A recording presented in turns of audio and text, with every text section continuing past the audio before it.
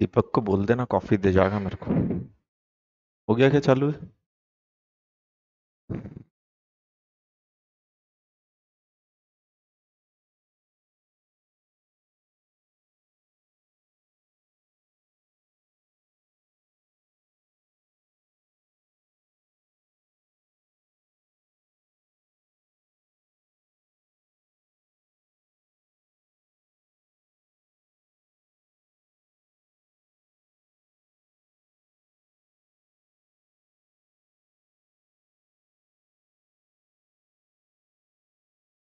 कल का क्या है? कल क्लास है नहीं है?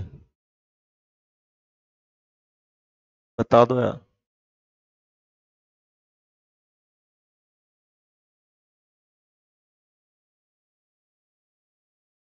ये हर्षाली आई है आंखें दिखाती हुई।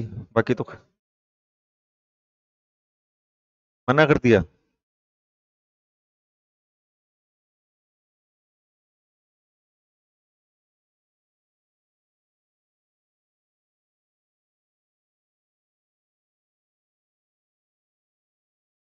चलो चालू करें, हो गया है।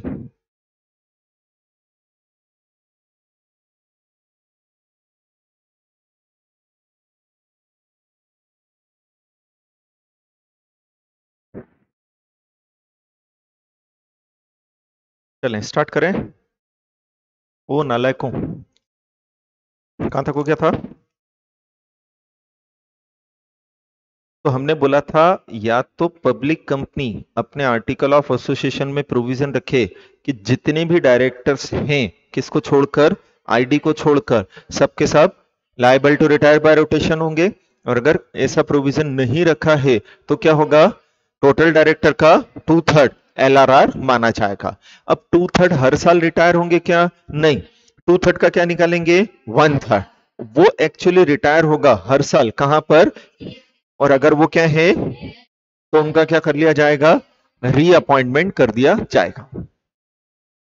ठीक है। फिर उस 1/3 में से भी पहले कौन रिटायर होगा? तो हमें ये तीन चीजें देखनी है, बस स्टेप बाय स्टेप, है ना। सबसे पहले हम देखेंगे, फीफो मेथड लगाएंगे। फीफो मेथड मतलब, हाँ, जो सबसे पहले आया था वो सबसे पहले जाएगा, जो अपने ऑफिस पे लॉन्गेस्ट था वो सबसे पहले रिटायर होगा। अब अगर एक ही डेट पर सब आए थे तो म्यूचुअल कंसेंट से निकाल दो, और अगर म्यूचुअल कंसेंट नहीं हो पा रही है तो हम लॉटरी सिस्टम से निकाल देंगे। अब जो व्यक्ति रिटायर हुआ है उसकी क्या हो जाएगी? वैकेंसी। तो उस वैकेंसी को हमें क्या करना है? फिल करना है। तो वो वैकेंसी कैसे फिल करेंगे? तो या तो रिटायरिंग डायरेक्टर को रीअपॉइंट कर दो, या आप उसके प्लेस पर किसी और को अपॉइंट कर सकते हो। ये शेयर होल्डर की इच्छा पर डिपेंड करता है। शेयर होल्डर अगर चाहे तो उसी व्यक्ति को रीअपॉइंट कर सकते हैं, शेयर होल्डर अगर चाहे तो किसी दूसरे व्यक्ति को अपॉइंट कर सकते हैं। कुछ भी जबरदस्ती वाली बात नहीं है, जैसा शेयर होल्डर को करना है वैसा वो कर सकते हैं। ठीक है। फिर क्या दिया है? जनरल मीटिंग के अंदर डिसीजन लेना क्या है? जरूरी। जनरल मीटिंग के अंदर क्या लेना जरूरी है? डिसीजन लेना जरूरी है। क्या डिसीजन लेना है? या तो वैकेंसी फिल करने का डिसीजन ले लो। क्या मतलब?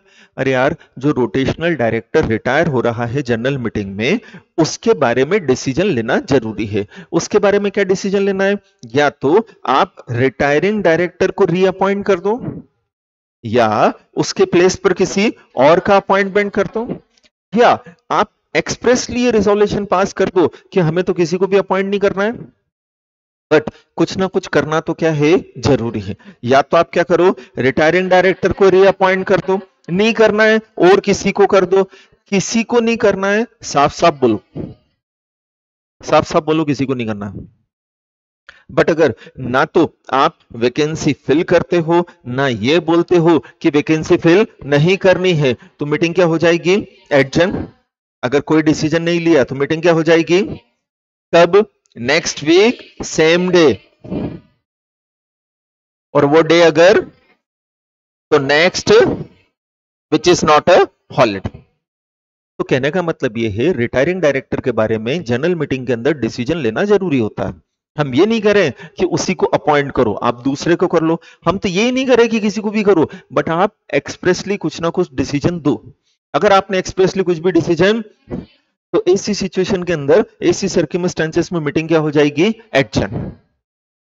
अब अगर एडजर्न मीटिंग में भी कोई डिसीजन नहीं लिया गया है, अगर एडजर्न मीटिंग में भी क्या नहीं किया गया है, कोई डिसीजन नहीं लिया गया एडजर्न मीटिंग में भी, तो इन 5 सिचुएशन को छोड़ दो, तो जो रिटायरिंग डायरेक्टर था वो ऑटोमेटिकली रीअपॉइंटेड मान लिया जाएगा। ऑटोमेटिकली मतलब हालांकि उसको रीअपॉइंट करने का कोई रेजोल्यूशन पास नहीं हुआ है, फिर भी वो इंप्लाइडली क्या मान लिया जाएगा? रीअपॉइंटेड। हम एज्यूम कर लेंगे कि शेयर होल्डर ने इन्हीं को रीअपॉइंट कर दिया है, लेकिन अगर इन 5 में से कोई भी एक एक्सेप्शन एग्जिस्ट करता था तो वो रीअपॉइंटेड नहीं माना जाएगा।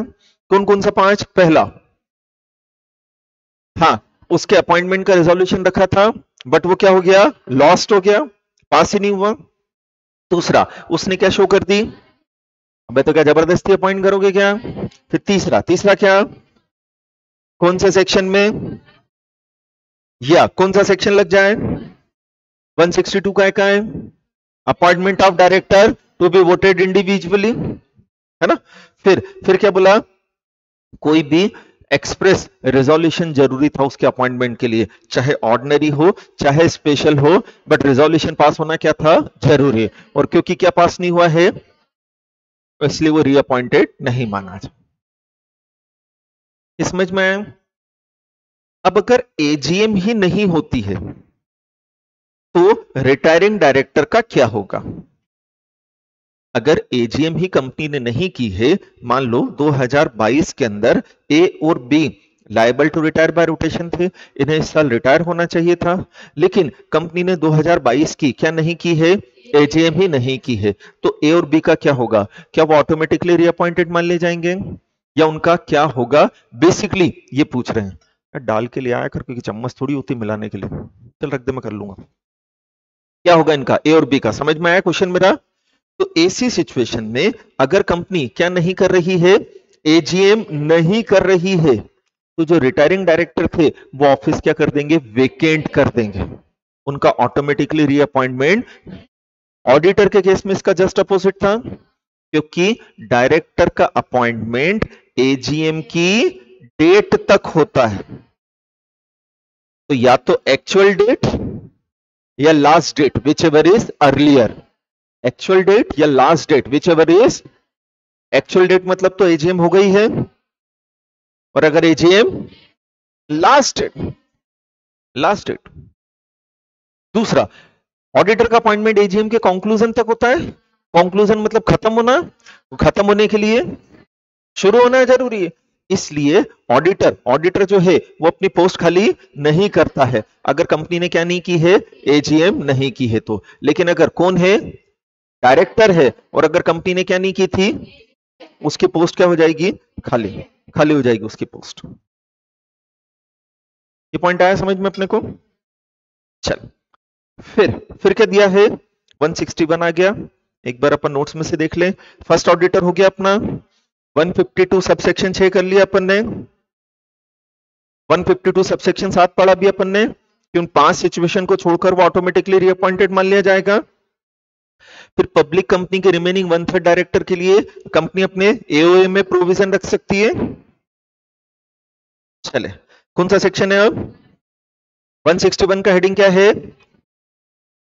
Appointment of director by board of directors. 161 का हेडिंग क्या है? हाँ, इसमें कितने तरह के डायरेक्टर्स के प्रोविजंस दिए हैं? 4। कौन कौन सा? एडिशनल डायरेक्टर, अल्टरनेट डायरेक्टर, और हाँ बोलो, और ये चीज आई समझ में? तो हमने ये सेक्शन सब सेक्शन के साथ याद करा था कि 161 subsection 1 is related with additional director का अपॉइंटमेंट कौन करता है? शेयर होल्डर के पास पावर नहीं होता है। पावर किसके पास है? चाहे कंपनी कौन सी हो, तो पब्लिक हो चाहे प्राइवेट कंपनी हो, बोर्ड ऑफ डायरेक्टर के द्वारा ही एडिशनल डायरेक्टर का अपॉइंटमेंट किया जाता है। फिर एडिशनल डायरेक्टर का अपॉइंटमेंट बोर्ड तभी कर सकता है जब उसे आर्टिकल में क्या हो? परमिशन, मतलब आर्टिकल में लिखा हुआ होना चाहिए कि एडिशनल डायरेक्टर अपॉइंट किया जा सकता है, तो ही होगा, अदरवाइज नहीं। फिर तीसरा, एडिशनल डायरेक्टर हम किसी को भी बना सकते हैं, हाँ किसी को भी बना सकते हैं, बट उस पर्सन को नहीं बनाएंगे जिन्हें जनरल मीटिंग में शेयर होल्डर ने अपॉइंट करने से मना कर दिया था। क्या मतलब? ए का अपॉइंटमेंट एज अ डायरेक्टर हमने पहले जनरल मीटिंग में प्रपोज किया, शेयर होल्डर ने रिजोल्यूशन पास ही नहीं किया, अगेंस्ट में पास कर दिया, तो क्या ए डायरेक्टर बन सका? नहीं। तो क्या फिर ए को बाद में 161 सबसेक्शन 1 के अकॉर्डिंगली डायरेक्टर बना लें क्या? नहीं, सवाल ही नहीं उठता। ये ठीक है। 161 बहुत इंपॉर्टेंट है, मैंने उस समय भी कहा था, अभी भी कह रहा हूं, नहीं आए इसके ऊपर ऐसा क्वेश्चन ही अराइज नहीं होता, चारों में से किसी एक पे क्वेश्चन आएगा। फिर क्या बोला है कि वो काम कब तक करेगा एज एन एडिशनल डायरेक्टर? तो बोले उसके अपॉइंटमेंट के बाद जो भी उसकी डेट तक, और अगर एजीएम तो एजीएम की लास्ट डेट, दोनों में से जो भी उस डेट तक वो काम करेगा। फिर वो एजीएम में रिटायर हो जाएगा क्या? नहीं, वो रिटायरिंग डायरेक्टर नहीं होता है, वो तो पोस्ट क्या कर देगा? वो रिटायरिंग डायरेक्टर वो तो पोस्ट क्या कर देगा? वेकेंट कर देगा।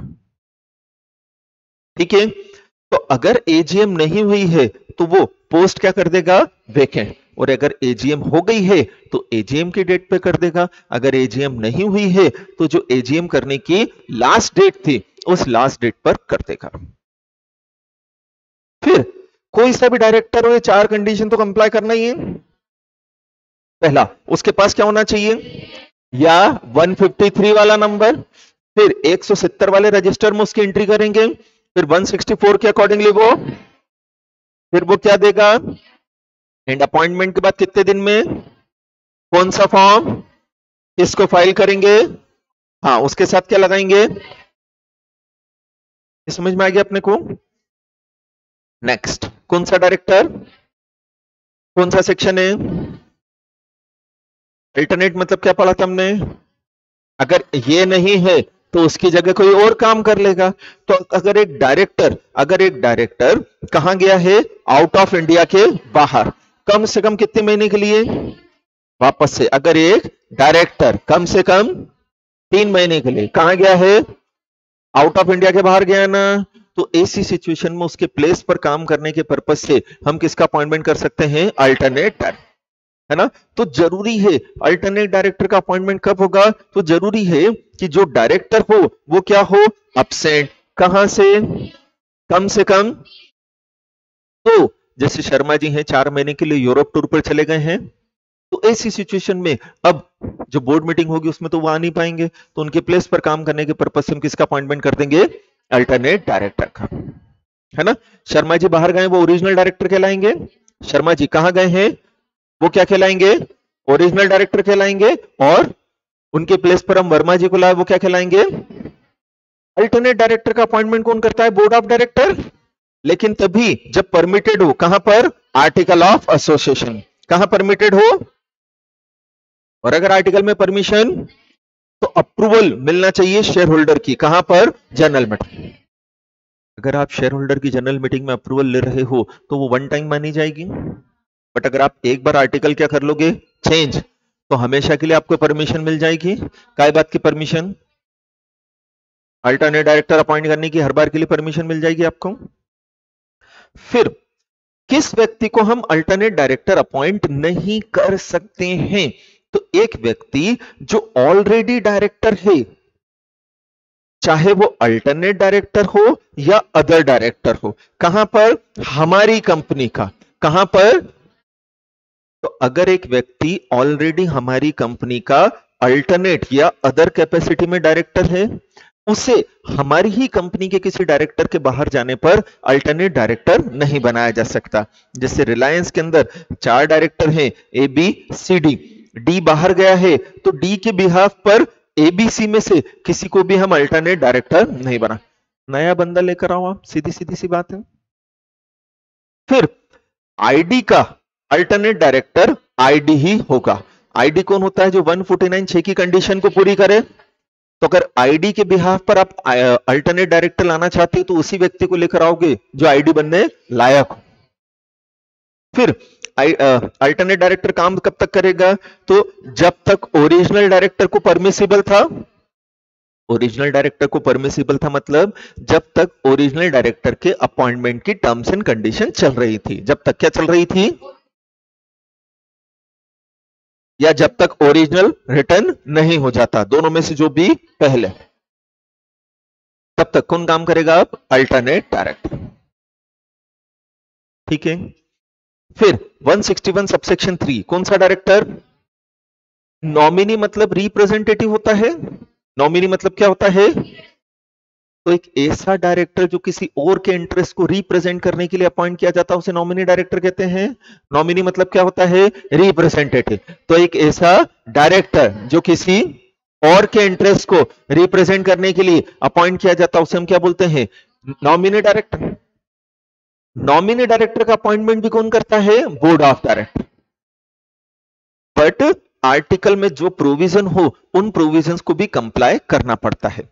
नॉमिनी डायरेक्टर का नॉमिनेशन, नॉमिनी डायरेक्टर का नॉमिनेशन कौन देता है? वो इंस्टीट्यूट जिनसे हमने फाइनेंशियल असिस्टेंस लिया है। जैसे हमने एसबीआई से 500 करोड़ का क्या ले लिया? लोन। तो एसबीआई ने ये बोला कि आप अपने बोर्ड ऑफ डायरेक्टर में मेरा एक नॉमिनी, मेरा एक रिप्रेजेंटेटिव अपॉइंट करो। यार क्यों करें? क्योंकि आप जो पैसा यूज करोगे वो लोन की टर्म्स एंड कंडीशन के अकॉर्डिंगली हो, प्रॉपर तरीके से प्रिंसिपल और इंटरेस्ट का पेमेंट हो रहा है, कंपनी में किसी तरह की कोई गड़बड़ी नहीं चल रही है। तो सीधे सीधे से एसबीआई बोल रहा है मेरे इंटरेस्ट को प्रोटेक्ट करने के लिए मेरा एक पट्टा होना चाहिए आपके बोर्ड ऑफ डायरेक्टर्स में, मेरा एक नॉमिनी रिप्रेजेंटेटिव होना चाहिए।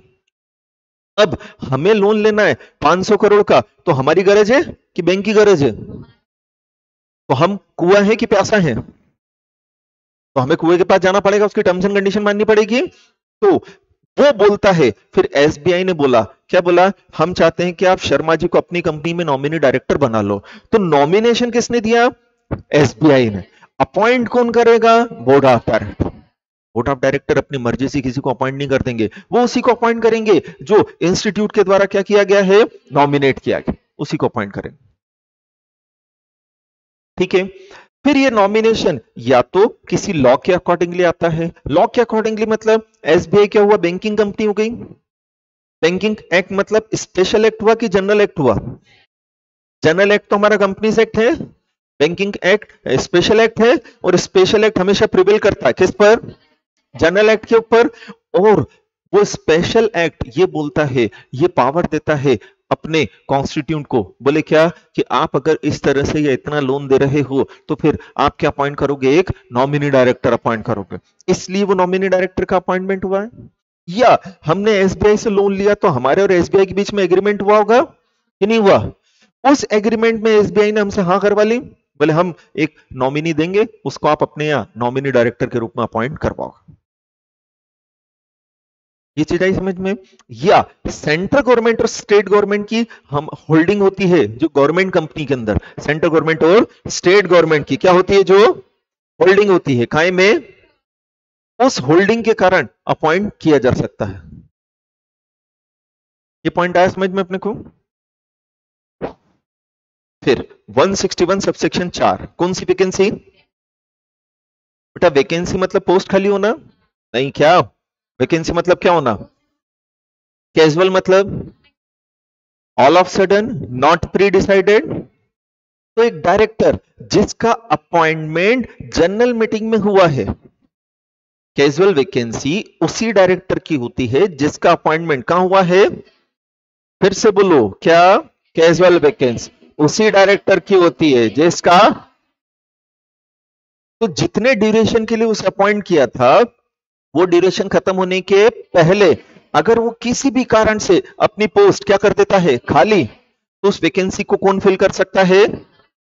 और उस वैकेंसी को फिल करना ही बोलते हैं कैजुअल वैकेंसी, क्या करना? फिल करना। अब बोर्ड ऑफ डायरेक्टर डिसीजन दो तरह से ले सकते हैं, बोर्ड मीटिंग में भी ले सकते हैं, आरबीसी से भी ले सकते हैं, नहीं क्या? कहां कहां ले सकते हैं? बट कैजुअल वैकेंसी केवल कहां भरी जाएगी? कैसे नहीं? जबकि ऊपर के तीनों डायरेक्टर आरबीसी से भी हो सकते हैं, वहां कहीं नहीं लिखा था बोर्ड मीटिंग ओनली। ठीक है। फिर वैकेंसी फिल करने के बाद हमें शेयर होल्डर की अप्रूवल लगेगी। अरे यार क्यों लगेगी? क्योंकि ये डायरेक्टर किसने अपॉइंट किया था? वो डायरेक्टर किया जिसे शेयर होल्डर ने अपॉइंट किया था। तो आपने नया शेयर होल्डर से अपॉइंट करवाना चाहिए था। आपने करवाया क्या? नहीं। किसने कर दिया? ओ कोई बात नहीं, उसके बाद शेयर होल्डर की अप्रूवल ले लो अप्रूवल शेयर होल्डर की। कब लेना है? Immediately next general meeting. अगर शेयर होल्डर ने अप्रूवल दे दी तो फिर वो कब तक काम करेगा? जैसे ए मर गया था उसकी जगह किसको लाए? तो बी के अपॉइंटमेंट के बाद जो भी जनरल मीटिंग हुई है उसमें हमने शेयर होल्डर से अप्रूवल ले ली, शेयर होल्डर ने अप्रूवल दे दी। तो फिर जब तक ए काम करता, अब कौन काम करता रहेगा? बी काम करता रहेगा। जब तक कौन काम करता? कौन काम करता रहेगा? बी काम करता रहेगा। ये चीज आई समझ में अपने को? तो ये ध्यान रखना है, कैजुअल वैकेंसी हमेशा कौन से डायरेक्टर की होती है? जो कहां अपॉइंट हुआ था। एडिशनल डायरेक्टर कहां अपॉइंट होता है? बोर्ड मीटिंग में। उसकी कैजुअल वैकेंसी हो सकती है क्या? नहीं हो सकती। नॉमिनी डायरेक्टर कौन अपॉइंट करता है? Board of director. उसकी कैजुअल वैकेंसी हो सकती है क्या? नहीं। कैजुअल वैकेंसी कौन से डायरेक्टर की? केवल जो जनरल मीटिंग में क्या हुआ है अपॉइंट। चारों क्लियर हो गए ये? चलो फिर क्या दिया है?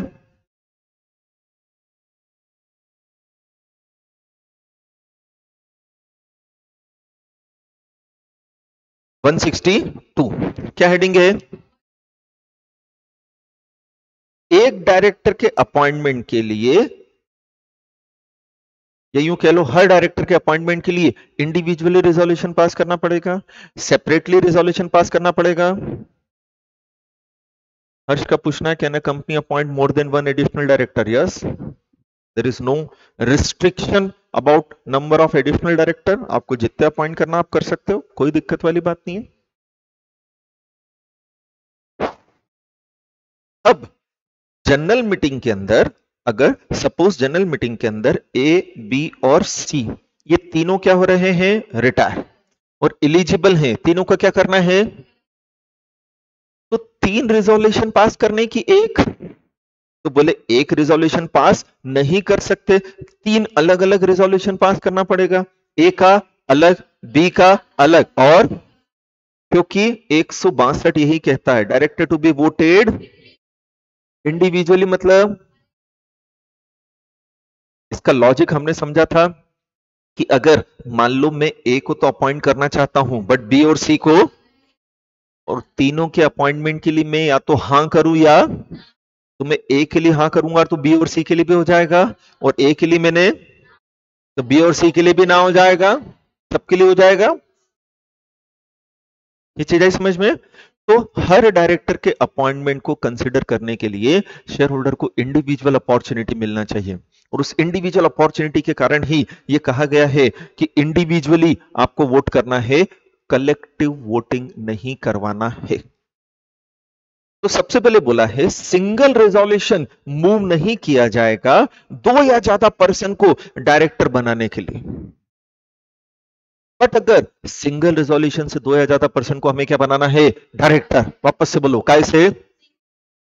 हमें 2 या ज्यादा पर्सन को क्या बनाना है? तो ऐसी सिचुएशन के अंदर पहले आप जनरल मीटिंग में सारे शेयर होल्डर की अप्रूवल ले लो। पहले आप उनसे पूछ लो, अगर सारे शेयर होल्डर हमें हां कर दें, एक भी शेयर होल्डर मना नहीं करे, सबने बोल दिया कि ए, बी और सी के लिए 3 अलग अलग रिजोल्यूशन पास करने की जरूरत नहीं है, एक से सबको निपटा दो। अगर सबने ऐसा बोल दिया है तो आप सिंगल रिजोल्यूशन से सबको निपटा सकते हो। बट अगर सबकी परमिशन आपने और ऐसा रिजोल्यूशन पास कर दिया तो रिजोल्यूशन क्या हो जाएगा? वॉइड हो जाएगा। क्या हो जाएगा? वॉइड हो जाएगा। मतलब कोई लीगल एग्जिस्टेंस, मतलब मानेंगे नहीं कि क्या पास हुआ है? रिजोल्यूशन। और अगर क्या पास नहीं हुआ है तो कोई भी अपॉइंटेड, रीअपॉइंटेड, सबकी वैकेंसी खाली। ठीक है। अब अगर बिना शेयर होल्डर से पूछे हुए हमने रिजोल्यूशन पास कर दिया बट किसी भी शेयर होल्डर ने कोई ऑब्जेक्शन नहीं लिया था, तो क्या रिजोल्यूशन वैलिड है? नहीं, क्योंकि हमने बोल दिया था पहले पूछना जरूरी है। आपने बिना पूछे आपने क्या करे? अगर आपने इस तरह की हरकत की है बिना पूछे तो वो वैलिड नहीं कहलाएगा। ये समझ में आ गया अपने को? नेक्स्ट कौन सा सेक्शन है? हाँ, क्या हेडिंग है बोल के बताएं। तो हमने बोला था डायरेक्टर का अपॉइंटमेंट शेयर होल्डर करते हैं, जनरल मीटिंग में करते हैं, मेजोरिटी से करते हैं, मतलब ऑर्डिनरी रिजोल्यूशन पास करके करते हैं। तो जिसके पास 50% से ज्यादा के शेयर्स हैं वो अपना डायरेक्टर आराम से अपॉइंट कर सकता है, बट जिसके पास 50% से कम है वो अपना डायरेक्टर अपॉइंट कर पाएगा क्या? जैसे दो ग्रुप है, ग्रुप ए के पास 51% शेयर है, ग्रुप बी के पास 49% शेयर है।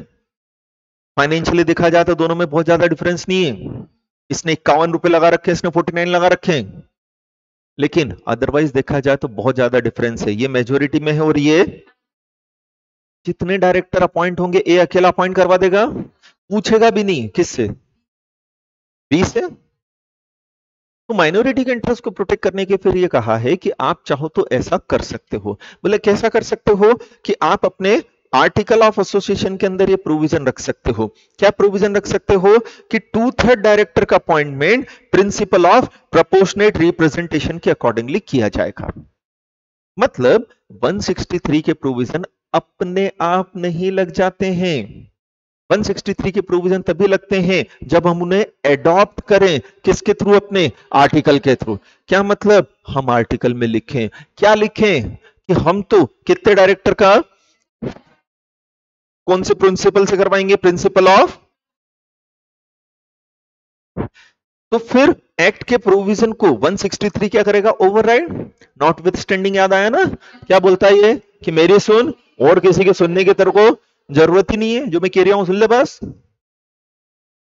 ये पूरे एक्ट को सुना रहा है, बोल रहा पूरे एक्ट में कहीं पे भी कुछ भी लिखा हो, मैं जो बोल रहा हूं सुन, खत्म कर बाकी।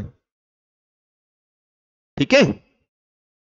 फिर चाहे सिंगल ट्रांसफरेबल वोट या क्यूमुलेटिव वोटिंग से कर सकते हैं, इसकी ज्यादा डिटेल हमने करी भी नहीं थी, मैंने बोला था इसे याद करना है इसको, है ना? फिर जो अपॉइंटमेंट होगा वो 3 साल में एक बार के लिए होगा, मतलब एक बार अपॉइंट कर देंगे वो डायरेक्टर, कब तक चलेगा? 3 साल तक। कब तक चलेगा? 3 साल तक। वैकेंसी अगर होती है 3 साल के बीच में तो 161 सबसेक्शन 4 लग जाएगा। 161 सबसेक्शन 4 मतलब फिर 163 में जो डायरेक्टर अपॉइंट हुआ उसे 169 में हटा नहीं सकते अपन।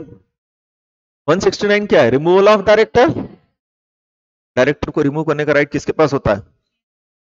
कौन से सेक्शन में? बट 163 में जो डायरेक्टर क्या हुआ है? अपॉइंट, उसे हटाया नहीं जा सकता है, वो रिमूवेबल नहीं है। ठीक है? फिर क्या बोला? 163 एप्लीकेबल नहीं होगा कौन सी कंपनी पर? ऐसी कंपनी जिसकी इंटायर पेड अप कैपिटल किसके पास है? इंटायर मतलब 100% होना चाहिए। एंड दूसरा ऐसी कंपनी की जो सब्सिडरी कंपनी है। ऐसी कंपनी की मतलब जिसकी इंटायर कैपिटल किसके पास है? उसकी क्या है? जो सब्सिडरी कंपनी उसकी। ये चीज आई समझ में?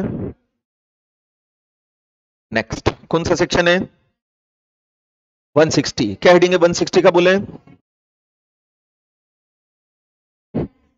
क्या समझ में आ रहा हेडिंग से?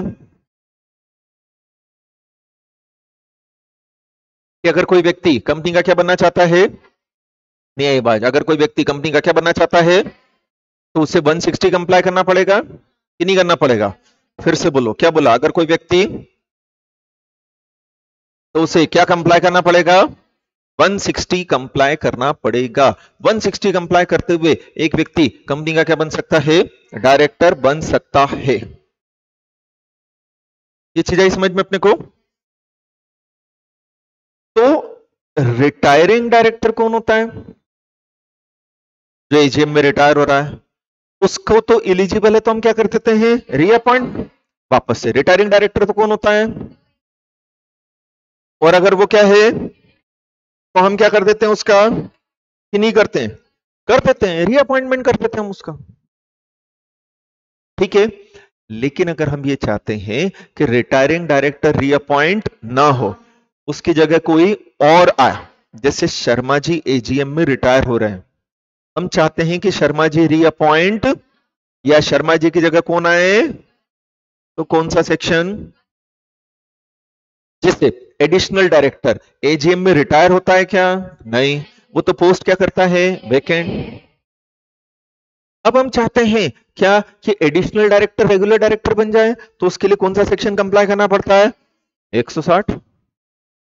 कैजुअल वैकेंसी वाला डायरेक्टर रिटायरिंग डायरेक्टर होता है क्या, नहीं, वो तो तब तक काम करता है जब तक वो पर्सन करता है जिसके बिहाफ पर वो आया था, नहीं। तो अगर हम चाहते हैं कि वो रेगुलर डायरेक्टर बन जाए तो कौन सा सेक्शन कंप्लाई करना पड़ता है, 160। 160 प्रैक्टिकल लाइफ में भी बहुत काम आता है, एग्जाम में भी आता है, ठीक है। तो देखें 160 पहली चीज एप्लीकेबल नहीं होता है किस पर, प्राइवेट कंपनी, क्योंकि फैमिली कंसर्न है, वहां पर कोई आउटसाइडर आकर ये नहीं बोल सकता है कि मुझे आपकी कंपनी का क्या बनाया जाए, डायरेक्टर। फिर एसी गवर्नमेंट कंपनी पर भी नहीं लगेगा जिसके इंटायर कैपिटल किसके पास है, सेंट्रल गवर्नमेंट या स्टेट गवर्नमेंट के पास, और एसी गवर्नमेंट कंपनी की जो सब्सिडरी कंपनी उस पर भी नहीं लगेगा। जब 160 लगेगा तो हमें क्या प्रोसीजर कंप्लाई करनी है, हमें क्या प्रोविजन कंप्लाई करने हैं, वो हम देख रहे हैं, ठीक है। तो पहला 160 का हेडिंग क्या है, राइट ऑफ कौन सा person other than retiring director, कौन सा पर्सन बेटा, other than to stand for, जैसे आप और मैं रिलायंस के डायरेक्टर हैं क्या, फिर भी हम चाहें तो रिलायंस क्योंकि पब्लिक कंपनी है उसे नोटिस दे सकते हैं क्या, अगली एजीएम में मुझे कंपनी का डायरेक्टर बनाने का प्रपोजल रखो। और अगर हम वो नोटिस 160 के अकॉर्डिंगली दे रहे हैं, अगर वो नोटिस किसके अकॉर्डिंगली दे रहे हैं, तो रिलायंस को प्रपोजल रखना पड़ेगा। आप डायरेक्टर बनोगे या नहीं बनोगे तो शेयर होल्डर की इच्छा पर है, बट आप चुनाव जरूर लड़ सकते हो।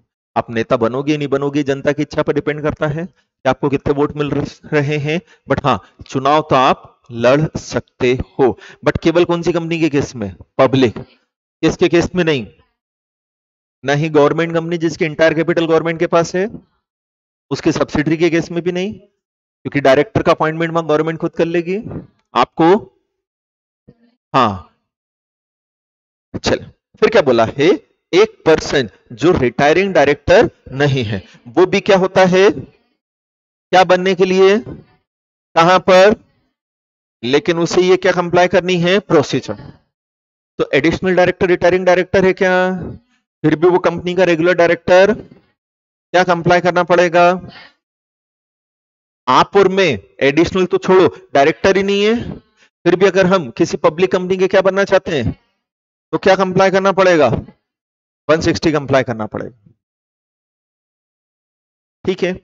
अब 160 कंप्लाई कर रहे हैं तो हमें ये प्रोविजन कंप्लाई करने हैं, कंपनी को क्या देंगे हम, वापस से कंपनी को क्या देंगे हम, नोटिस कौन दे सकता है, कैंडिडेट खुद दे सकता है, जैसे आप और मैं डायरेक्टर बनना चाहते हैं रिलायंस के तो हम दे देंगे नोटिस, या हमारे बिहाफ पर कुछ मेंबर दे सकते हैं, जैसे मुकेश अंबानी चाहता कि हम डायरेक्टर बन जाएं तो मुकेश अंबानी ने हमारा प्रपोजल दे दिया इसको डायरेक्टर बनाओ यार, तो 160 के अंदर जो नोटिस है वो कैंडिडेट खुद दे सकता है या उसके बिहाफ पर कोई मेंबर दे सकता है। ऐसा नोटिस कितने दिन पहले आएगा, से वापस ऐसा नोटिस कम से कम कितने दिन पहले आएगा, तब से कहां छोड़ेंगे, रजिस्टर्ड ऑफिस, उसके साथ क्या देंगे, 1 लाख का, या सच हायर सम एज में बी प्रिस्क्राइब, ये कैसा डिपॉजिट है, अगर हम जीत जाते हैं तो हमें पैसा वापस मिल जाएगा, बट अगर हम तो ये पैसा जब्त हो जाएगा। फिर जो निधि कंपनी है वो 1 लाख की जगह कितने का, 10,000 का डिपॉजिट देगी, है ना। फिर इन सिचुएशन में डिपॉजिट देने की जरूरत नहीं है, बहुत इंपॉर्टेंट पॉइंट है, कब देने की जरूरत नहीं है, अगर डायरेक्टर जो है वो कौन है, आईडी, मतलब जो प्रपोजल आया है वो आईडी के अपॉइंटमेंट का आया है, जो प्रपोजल आया है वो किसका आया है, आईडी के अपॉइंटमेंट का आया है, या दूसरा दूसरा क्या है, नॉमिनेशन किसने दिया था, एनआरसी ने 178 के अकॉर्डिंगली, और अगर कंपनी में कौन नहीं थी तो बोर्ड ऑफ डायरेक्टर ने दिया, ठीक है। फिर ये पैसा रिफंड कब करेंगे, अगर वो इलेक्ट हो जाए मतलब जीत जाए, लेकिन अगर वो जीता और उसे 25% ऑफ वैलिड वोट मिल गए, हालांकि वो जीता नहीं बट उसे, चाहे वोटिंग कैसे हुई थी, या मतलब यार औकात तो थी ना उसकी, इतने दम गुर्दे तो थे ना, 25% वोट तो मिले ना उसको, तो भी उसका पैसा क्या कर दिया जाएगा, रिफंड। भले ही वो जीता, और अगर वो जीत जाता है, भले ही एक वोट मिला हो, जीत गया ना तो पूरा पैसा दे देंगे। ये समझ में आया? फिर जैसे ही कंपनी को क्या मिलता है, नोटिस, कितने दिन पहले क्या मिलता है, तो कंपनी शेल क्या करेगी, बाकी मेंबर्स को इन्फॉर्म कर देगी अबाउट द नोटिस, कम से कम कितने दिन पहले, कब से। अब वो नोटिस कैसे देंगे या इंफॉर्मेशन कैसे देंगे, तो भी इंडिविजुअली नोटिस भेज देंगे, सारे मेंबर्स को इंडिविजुअली बता देंगे, या हम उसे कहां प्लेस कर देंगे एज वेल एज कंपनी की। अब अगर आप इंडिविजुअली बता रहे हो तो ईमेल कर दो या फिजिकली भेज दो, राइटिंग में मतलब क्या, फिजिकली भेजना, ठीक है। बट अगर हम इंडिविजुअल नोटिस नहीं देना चाहते हैं तो आप क्या कर दो, एडवर्टीजमेंट दे दो, कितने दिन पहले, कब से, जर्नल में, कौन से न्यूज़पेपर में, और कौन सा, जिसका सर्कुलेशन उस, जहां कंपनी का रजिस्टर्ड ऑफिस सिचुएटेड है।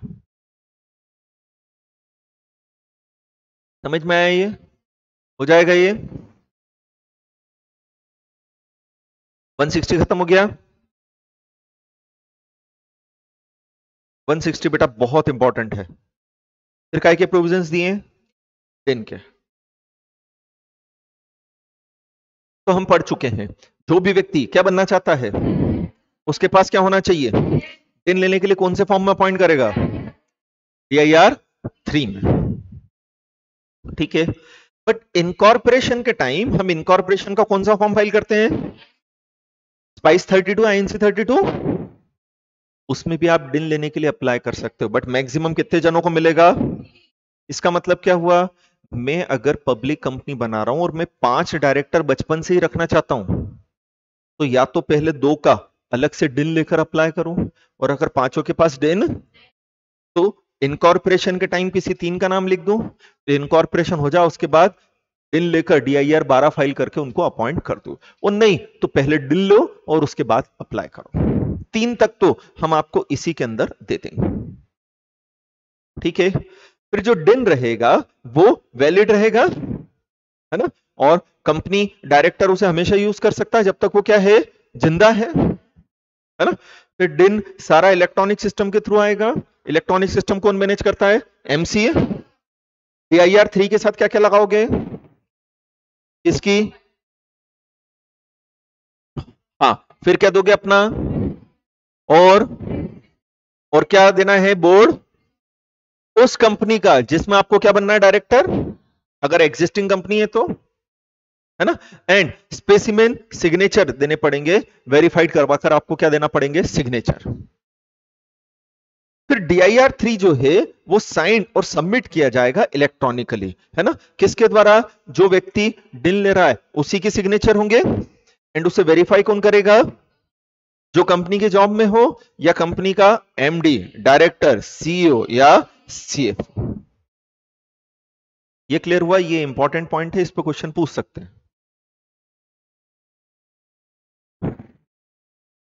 फिर अगर एप्लीकेंट के पास क्या नहीं है, उसका लास्ट नेम, है ना, तो वो अपने दद्दू का नाम यूज कर सकता है सरनेम के रूप में। अप्लाई करने से 1 महीने के अंदर सेंट्रल गवर्नमेंट की तरफ से रिस्पॉन्स आ जाएगा, मतलब या तो डिन मिल जाएगा या सेंट्रल गवर्नमेंट डिन देने से NO मना कर देखे, ठीक है। फिर आपके पास बाय पोस्ट या इलेक्ट्रॉनिक मोड से डिन आ जाएगा, नॉर्मली तो मेल ही आता है, कंपनी की वेबसाइट पर भी, सॉरी ROC MC की वेबसाइट पर भी आ जाएगी इसकी इंफॉर्मेशन, है ना।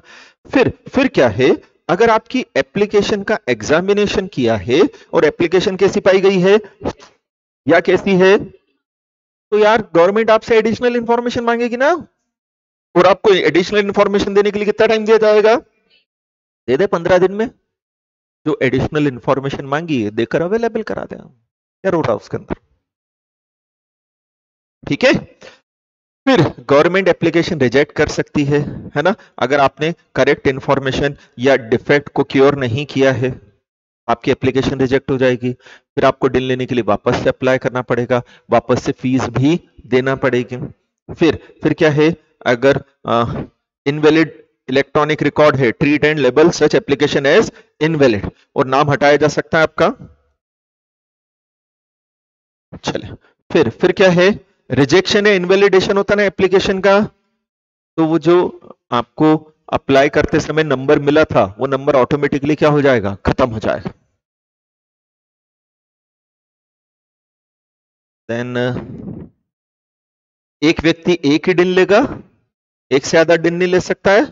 और अगर 153 वाला नंबर है आपके पास, तो अब आपको क्या लेने की जरूरत नहीं है, दिन लेने की भी जरूरत नहीं। ये पहले होता था, मैंने बताया था आपको। नेक्स्ट क्या है, क्या समझ में आ रहा है हेडिंग से कि मैंने दिन ले लिया है और गवर्नमेंट मेरा दिन क्या कर रही है, कैंसिल, या मैं खुद उसे क्या करना चाहता हूं, या मेरा कुछ टाइम के लिए दिन को डीएक्टिवेट कर दिया गया, कुछ टाइम के लिए, नॉट फॉर एवर। तो यहां बताया है, क्या बताया है, कि अगर गवर्नमेंट को लगता है कि आपका दिन डुप्लीकेट है, क्या मतलब, अरे यार एक से ज्यादा दिन है आपके पास, एक से, तो वो एक दिन रखेगी और बाकी दिन की इंफॉर्मेशन एक ही में मर्ज कर देगी और बाकी सबको क्या कर दिया जाएगा, कैंसिल। दूसरा, अगर लगता है रॉन्गफुल तरीके से मिसलीडिंग इंफॉर्मेशन देते हुए आपने दिन प्राप्त किया था, तो भगा देंगे आपको। तीसरा, अगर क्या हो जाएगी, डेथ, तो दिन कैंसिल हो जाएगा। फोर्थ, अगर दिन होल्डर क्या हो चुका है, या अनसाउंड माइंड का, तो भी हटा देंगे, या क्या डिक्लेयर हो गया है, इंसॉल्व, क्योंकि अब वो डायरेक्टर बनने लायक नहीं है। ठीक है। फिर क्या बोला है, कि कैंसिल या डीएक्टिवेट करने से पहले आपके साथ क्या खेला जाएगा, ओबीएच। ठीक है, ओबीएच मतलब बेसिकली क्या, प्रिंसिपल ऑफ नेचुरल जस्टिस, जिसके दो एलिमेंट थे, कौन कौन सा, नोबडी कैन बी जज इन ओन केस। फिर अगर एक व्यक्ति अपना दिन सरेंडर करना चाहता है, तो उसे ये प्रोविजन कंप्लाई करना पड़ते हैं, इंपॉर्टेंट है ये, है ना। वो DIR 5 में अप्लाई करेगा दिन को क्या करने के लिए, सरेंडर। एप्लीकेशन के साथ उसे एक डिक्लेरेशन सबमिट करना पड़ेगा। क्या डिक्लेरेशन देना है, कि भैया वो तो कभी भी डायरेक्टर नहीं बना, ये दिन आज तक यूज नहीं हुआ है, वो कभी भी क्या नहीं बना है, डायरेक्टर। इस दिन को कभी भी किसी भी फॉर्म की फाइलिंग वाइलिंग के लिए कभी यूज ही नहीं हुआ है यार, कभी भी नहीं हुआ, पड़ा हुआ है, ले लिया था हमने वैसे ही। तो ऐसी सिचुएशन में उसका दिन क्या कर दिया जाएगा, कैंसिल कर दिया जाएगा। फिर DIR 3 KYC होता है ना। इसमें हर साल आपको इलेक्ट्रॉनिकली अपने आप को वेरीफाई करवाना पड़ता है। एक 20-25 सेकंड का वीडियो बनाकर MCA की साइट पर अपलोड करना पड़ता है, जिसमें कि आप कंफर्म कर सको कि हाँ हम जिंदा हैं, हमने ही दिन लिया था, सब कुछ चीजें ठीक है, ये गलत तरीके से किसी ने नहीं लिया है, क्योंकि जो भी रिस्पॉन्सिबिलिटी आएगी अल्टीमेट आप ही की आनी है एज ए डायरेक्टर। बाद में आप रोगे तो हमने आपका DIR 3 क्या कर रखा है, KYC। क्लियर हुआ ये, DIR 3 KYC पे शॉर्ट नोट आ सकता है आपको। फिर एक्टिव कंप्लायंट और एक्टिव नॉन कंप्लायंट, इसमें बताया था मैंने कि अगर कंपनीज ने एक्ट के प्रोविजंस कंप्लाई किए हैं, तो वो एक्टिव कंप्लायंट कंपनी कहलाती है। और अगर कंपनी ने एक्ट के प्रोविजन कंप्लाई, तो वो एक्टिव नॉन कंप्लायंट कंपनी कहलाती है। और अगर कंपनी कैसी है, एक्टिव, तो उसके डायरेक्टर्स के दिन के आगे लिख दिया जाएगा director of active non compliant company. और अगर वो कंप्लायंट है तो कुछ भी लिखा नहीं रहेगा, मान के चलो कि कंप्लायंट कंपनी हो जाएगा। फिर चेंजेस, दिन लेने के बाद अगर हमने जो इंफॉर्मेशन दी थी दिन लेते समय, उस इंफॉर्मेशन में किसी भी तरह से क्या आया है, कोई चेंज, उस इंफॉर्मेशन में किसी भी तरह से क्या आया है, कोई भी, तो उस चेंज की इंटीमेशन DIR 6 वाले फॉर्म में देनी पड़ेगी। कितने दिन में? 30 दिन में। किसको? एमसीए को, सेल, एंड जो चेंज आया उसका प्रूफ देना पड़ेगा। बहुत कॉमन चेंज होते हैं कि हमारा रेसिडेंशियल एड्रेस चेंज हो गया। और भी कॉमन चेंज होता है गर्ल्स के केस में कि अगर मैरिज के पहले पापा ने उनका डिन ले लिया था, मैरिज के बाद सरनेम क्या हो गया है, चेंज, तो देना पड़ेगा, बताना पड़ेगा यार। नेशनलिटी चेंज हो जाती है, बताना पड़ेगा आपको। ये समझ में आया? नेक्स्ट कौन सा सेक्शन है? 164। क्या है 164? डिस्क्वालिफिकेशन ऑफ डायरेक्टर, मतलब इन भाई साहब और बेंजी को हम क्या नहीं बना सकते हैं? हमने दो सबसेक्शन देखे थे, सबसेक्शन 1 और सबसेक्शन 2, तो हमने क्लॉज ए और क्लॉज बी के साथ याद किया था। स्टार्ट करते हैं, है ना। 164 सारी कंपनी पे लग रहा है, पब्लिक पर भी, और ना तो प्राइवेट कंपनी इन्हें डायरेक्टर बनाएगी, ना ही पब्लिक कंपनी इन्हें डायरेक्टर बनाएगी। पहला, किसको नहीं बनाएगी? जिसे अनसाउंड माइंड का डिक्लेयर किसने किया हो, हमारे कह देने से वो पागल हो जाएगा क्या? वो सर्टिफाइड पागल हो, और सर्टिफाइड सर्टिफिकेशन किसने किया हो? कोर्ट ने। फिर क्या है? अनडिस्चार्ज इंसॉल्व। फिर उसने अप्लाई किया था इंसॉल्वेंट होने के लिए, एप्लीकेशन पेंडिंग चल रही है। फिर वो क्या हुआ हो? कन्विक्ट हुआ हो। क्या हुआ हो बेटा? काहे में? वो ऑफेंस मॉरल टर्पिट्यूड का हो भी सकता है, और जरूरी नहीं है केवल वो मॉरल टर्पिट्यूड का हो, है ना। मॉरल टर्पिट्यूड और अदरवाइज, मतलब वो मॉरल टर्पिट्यूड का हो भी सकता है और नहीं भी हो सकता, है ना। और उसे कम से कम कितने महीने की सजा हुई हो? 6 महीने। वापस से उसे कम से कम, तो अगले कितने साल तक, जब वो जेल से बाहर आ जाएगा ना, उसके बाद अगले वो किसी भी कंपनी का डायरेक्टर। लेकिन अगर उसे 7 साल या ज्यादा की सजा हो गई, अगर उसे जिंदगी भर डायरेक्टर नहीं बन सकता। 164 पे मेनली प्रैक्टिकल क्वेश्चन ही आते हैं। ये पॉइंट आ गया समझ में? तो मैंने आपको बताया था पुराने एक्ट में ऑफेंस में केवल मॉरल टर्पिट्यूड को इंक्लूड किया था, बट अब मॉरल टर्पिट्यूड हो या अदरवाइज हो, सबको लिया नए एक्ट में। तो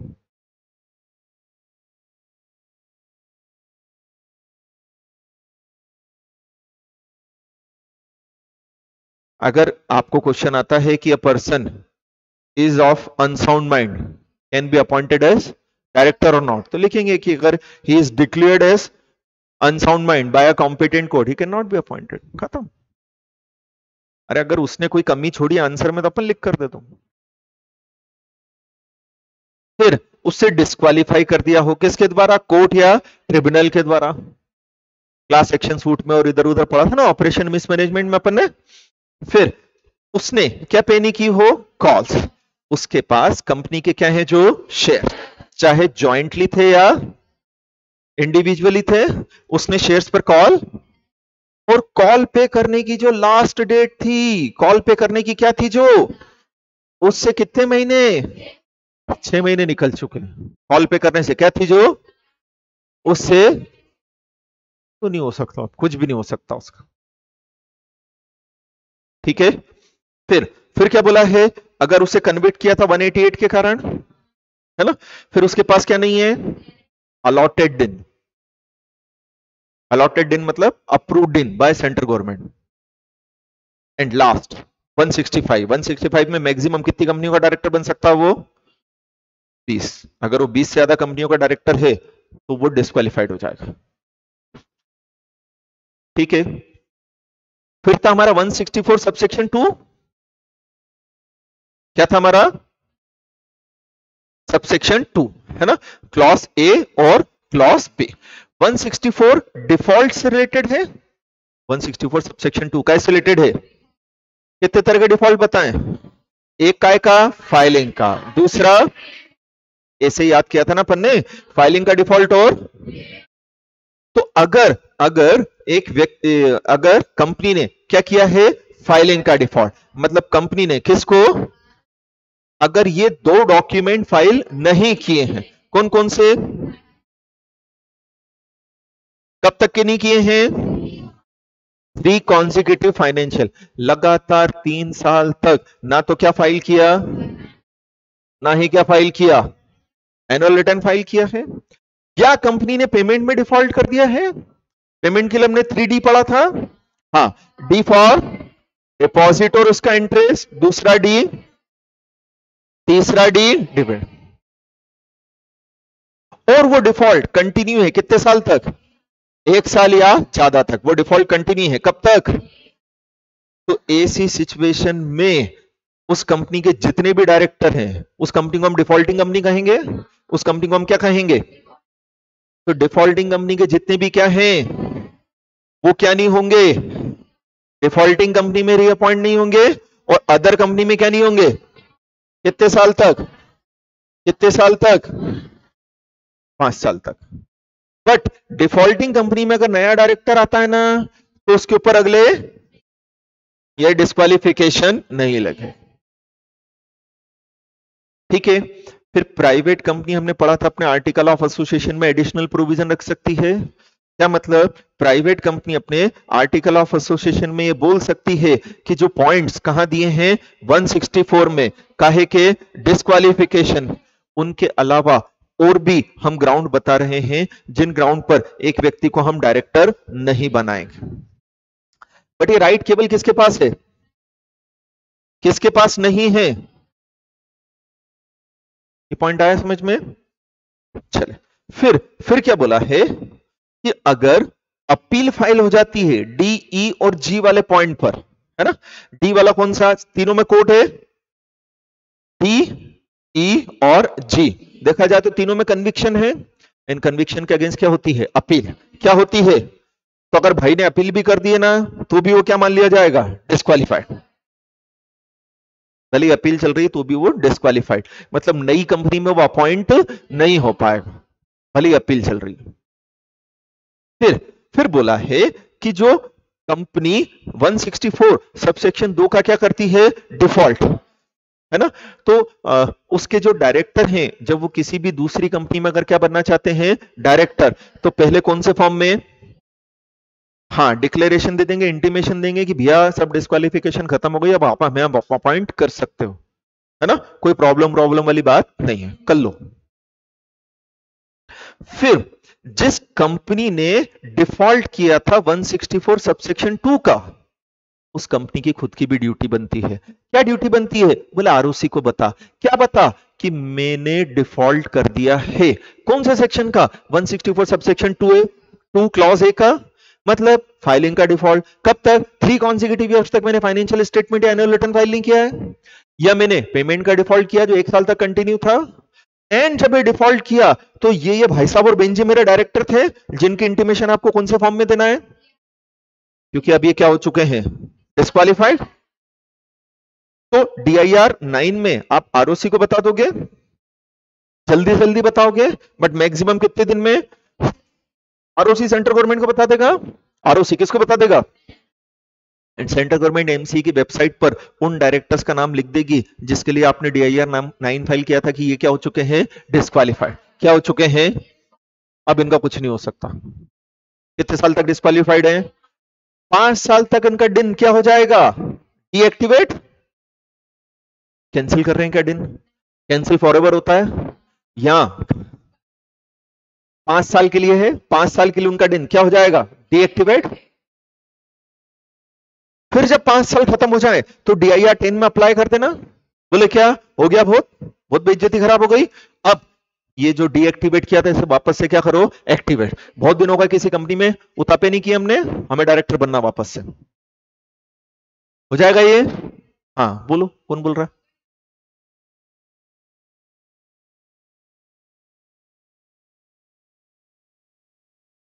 हो जाएगा। दोनों की फाइलिंग जरूरी है। दोनों में से एक भी फाइल नहीं किया किसी ईयर में और लिखा ना बीच में, हाँ ठीक है।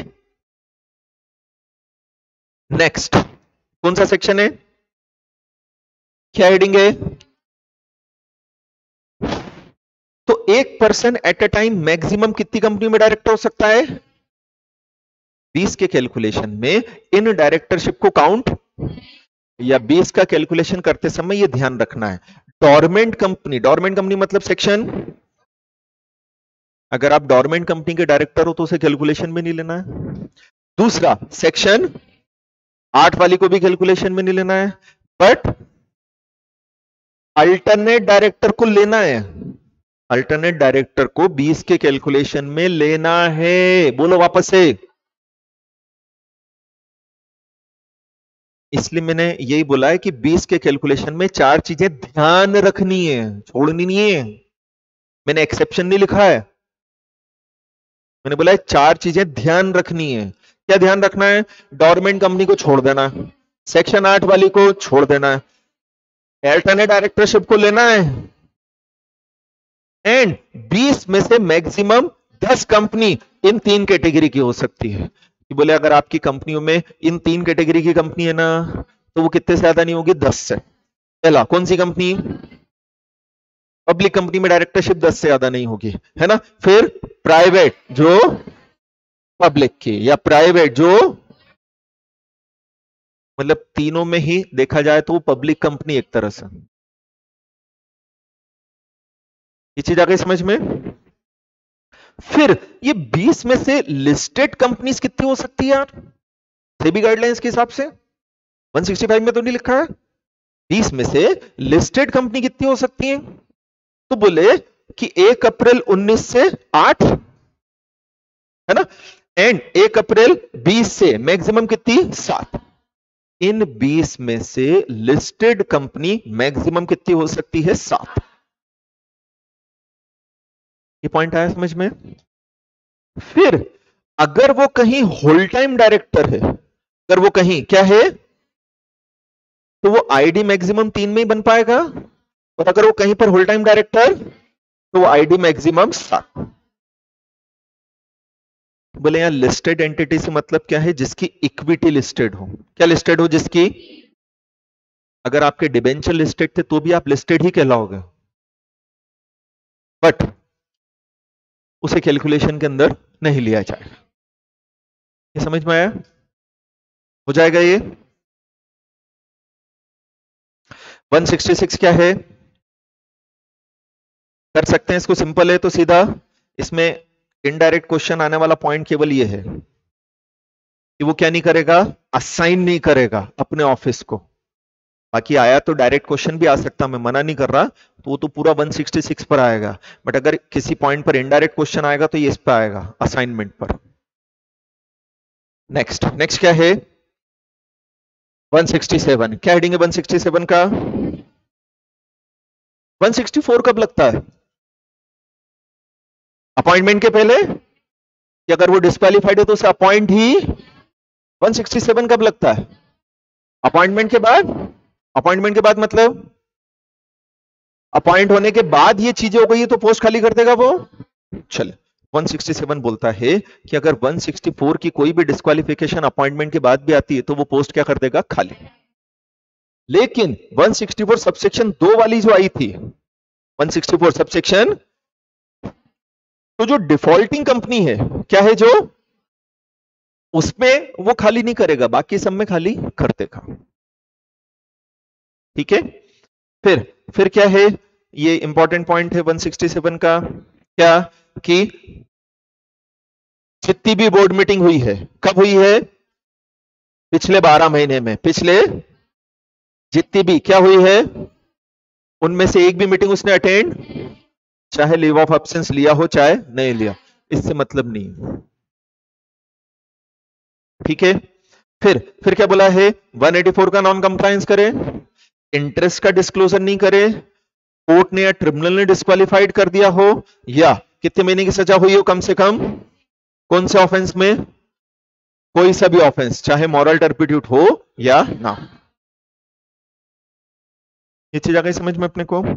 फिर बोला है ई और एफ में अगर वो अपील कर देता है, ई और एफ में क्या कर देता है वो अगर, तो जब कोर्ट का डिसीजन आया था उससे कितने दिन में अपील होगी? कितने दिन में अपील होगी? तो 30 दिन तक तो वो डिस्क्वालिफाइड नहीं है, 30 दिन तक तो वो क्या नहीं है, अगर वो क्या कर देता है? अपील। अब अगर 30 दिन में उसने क्या कर दी, तो जब तक अपील का डिसीजन नहीं आता है वो डिस्क्वालिफाइड नहीं है। अब अपील का डिसीजन आ गया, उसके फेवर में आया, तो डिस्क्वालिफिकेशन ही खत्म हो गई। बट अगर उसके तो वो सेकंड अपील कर सकता है अगले 7 दिन में, तो अगले 7 दिन तक 167 नहीं लगेगा। बट अगर अगले के 7 दिन में उसने क्या कर दी, अपील, तो जब तक सेकंड अपील का डिसीजन नहीं आ जाता 167 नहीं लगता। हो जाएगा। फिर उससे रिमूव कर दिया गया हो 169 के अकॉर्डिंगली, उसे क्या कर दिया हो बेटा, कौन से सेक्शन के अकॉर्डिंगली, 169 के अकॉर्डिंगली रिमूव कर दिया हो उसे, ठीक है। फिर प्राइवेट कंपनी एडिशनल ग्राउंड रख सकती है, पब्लिक कंपनी, फिर अगर आपका डायरेक्टर के रूप में अपॉइंटमेंट हुआ था कंपनी में किसी ऑफिस या एम्प्लॉयमेंट के कारण, आपका डायरेक्टर के रूप में क्या हुआ था कंपनी में किसी ऑफिस या एम्प्लॉयमेंट के कारण, जैसे आप कंपनी के सीएस थे इसलिए आपको क्या बनाया था, अब आपने एज ए सीएस जॉब छोड़ दी ना, तो डायरेक्टरशिप भी क्या हो जाएगी, खत्म। अब अगर सारे के सारे डायरेक्टर 167 में डिस्क्वालीफाइड होकर ऑफिस क्या कर देते हैं, वेकेंट, तो फिर प्रमोटर नया डायरेक्टर अपॉइंट करेंगे, और अगर प्रमोटर नहीं कर रहे हैं तो कौन करेगा, उसके बाद भी डिस्क्वालीफाइड होने के बाद भी आप काम करते रहो तो 1 साल तक की क्या होती है, सजा। समझ में आया ये, कर लेंगे इसको। चले आगे का कल करते हैं बेटा, मेरे से बैठा नहीं जा रहा। डाउट हो यहां तक तो पूछ लो।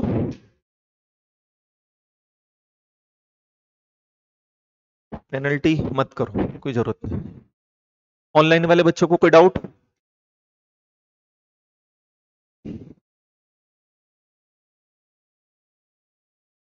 पहले पार्ट भी पूरा करेंगे, इसके बाद हाँ एमबीपी चलेगा, फिर केएमपी, फिर जनरल मीटिंग। चले एंड करें। नहीं पांडे जी मैं अभी जिगल नहीं ले रहा क्योंकि मेरे से बैठा नहीं जा रहा है।